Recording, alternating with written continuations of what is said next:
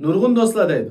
Agar Liu Bei ayni vaqtda Jingzhou'ni saqlashga Guan Yuni qo'ymay, Zhou Yunni qo'ygan bo'lsa, balkim shahar qo'ldan ketmas edi. Sizin bunun qo'shlamsiz? Yurak berib saqlayotgandan keyin filmning davomini ko'ring. Üç parçalig'ini ko'rgan hamma do'stlar bilamiz. Guan Yu Jingzhou'ni saqlaydi. Eng oxirida Sun Quan bilan Cao Cao'ninki qo'rshavut qilib, oxiri shahar qo'ldan ketadi. Endi Zhou Yun shu shaharni saqlagan bo'lsa, haqiqatan shaharni saqlab qoladimdi. Unda bo'lsa nemishqa Liu Bei Zhou Yunni u yerga qo'ymaydi. Buningda ham ikki turli sabab bor. Birinchisi, ayni vaqtda Guan Yunninki nomi butun iqlim o'tlangan. Uning nomini anglagan odam uningdan qo'rqadigan holat shakllangan. Demak, Guan Yu agar shaharni saqlasa, oz qo'shin bilanmi u yerni saqlay oladi. Demak, uning nom shartini anglagan odam u shaharga hujum qilishga petlanmaydi. Ammo Zhou Yun o'xshamaydi.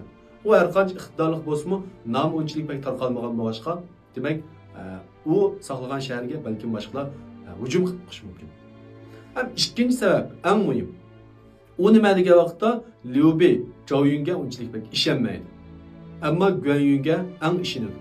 Chunki Zhou Yun Liu Bei'dan boshqa Zhuge Liang va boshqa kishilarning takliflarini, talablarini anglay oladi va ularga qo'shiladi, bilma oladi.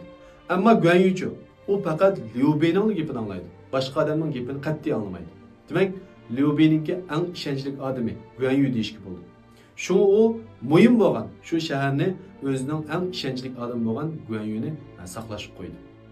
Demak, biz ishlayotgan o'rnimizda har qancha iqtidorli bo'lsaqmi, agar o'zimizniki boshliqiga, o'zimizniki rahbariga ishonch beramisak, ishonch tuyg'usini ularga beramisak, demak, biz yanada o'zimizning iqtidorini to'liq joriy qildira olmaymiz.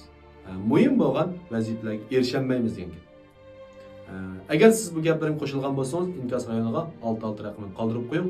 Texnik ko'p, jahondorchilikqa oid, igilik tiklashga oid mazmunlar qiziqsangiz, ayrim xonamga uchur qiling.